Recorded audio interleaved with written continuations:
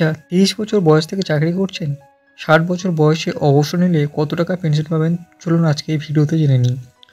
আচ্ছা, ভিডিও শুরু করে বলে দিই, এই সমস্ত ইনফরমেশন আমি বিভিন্ন মিডিয়া, নিউজ আউটলেট এবং ইন্টারনেট থেকে সংগ্রহ করেছি। তো যে কোনো সিদ্ধান্ত নেওয়ার আগে নিজে একবার রিসার্চ করে নেবেন। চলুন শুরু করি। দেখুন, যে কোনো বেসরকারি কর্মচারীর বেতনের একটি অংশ কেটে নিয়ে জমা হয় তার ইপিএফ অ্যাকাউন্টে। আর তিনি যে সংস্থায় কাজ করেন সেই সংস্থায় ওই একই পরিমাণ অর্থ তার ইপিএফ অ্যাকাউন্টে জমা দিয়ে থাকে। তো সাধারণভাবে কোনো ব্যক্তির বেসিক স্যালারি বা মহার্ঘ ভাতা মিলিয়ে যা হয় তার 8.33% জমা হয় এই এমপ্লয়িজ পেনশন স্কিমে। তো ইপিএফ বা এমপ্লয়িজ প্রভিডেন্ট ফান্ড দেশের সেই সব মানুষের কাছে আগামীর আলো যারা বেসরকারি চাকরি করেন। তবে শুধু সরকারি কর্মীরাই নন, ইপিএফের অধীনে থাকা বেসরকারি সংস্থার কর্মরতরাও কিন্তু পেনশন পান। কিন্তু কোনো ব্যক্তি যদি অন্তত 30 বছর ধরে বেসরকারি চাকরি করেন, তাহলে চাকরি জীবনের শেষে তিনি ঠিক কত টাকা পেনশন পাবেন জেনে নেওয়া যায়। দেখুন, আসলে যে কোনো সরকারি বা বেসরকারি কর্মচারীর বেতনের একটি অংশ কেটে নিয়ে জমা হয় তার ইপিএফ অ্যাকাউন্টে।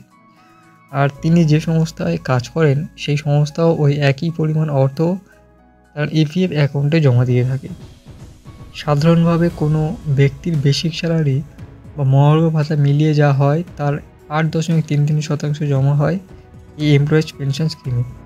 তবে বেসিক স্যালারি বা মহার্ঘ ভাতা মিলিয়ে সর্বোচ্চ অঙ্ক ধরা হয় 15,000 টাকা। তার বেশি কারো স্যালারি হতেই পারে, কিন্তু সেই ক্ষেত্রেও সর্বোচ্চ স্যালারি 15,000 টাকা ধরা হবে। তবে বেসরকারি চাকরি করলে কেউ পেনশন পাবেন এমন নয়।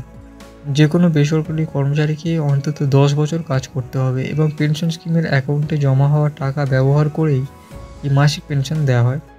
আর এই পুরো বিষয়টাই দেখাশোনা করে এমপ্লয়িজ প্রভিডেন্ট ফান্ড অর্গানাইজেশন।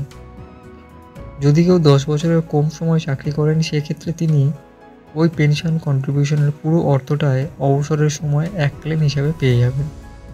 আর না হলে 58 বছর বয়স থেকেই পেনশন পাওয়া যায়। 30 বছর কেউ যদি চাকরি করেন, তিনি কত টাকা পেনশন পাবেন? একটা সরল সূত্র রয়েছে। শেষ 5 বছরের যা গড় বেতন সেটাকে যতদিন ওই ব্যক্তি চাকরি করেছেন তার সঙ্গে গুণ করতে হবে ও সেই গুণফলকে 70 দিয়ে ভাগ করতে হবে। যদি কারো শেষ 5 বছর গড় মাসিক বেতন 40,000 টাকাও হয়, তাহলে সেটা সর্বোচ্চ 15,000 টাকাই ধরা হবে। সেই ক্ষেত্রে ওই ব্যক্তির পেনশন হবে 15,000 × 30/70 = 6,428 টাকা। তবে যে কোনো ব্যক্তির ক্ষেত্রেই সর্বনিম্ন পেনশন অ্যামাউন্ট হবে মাসিক 1,000 টাকা।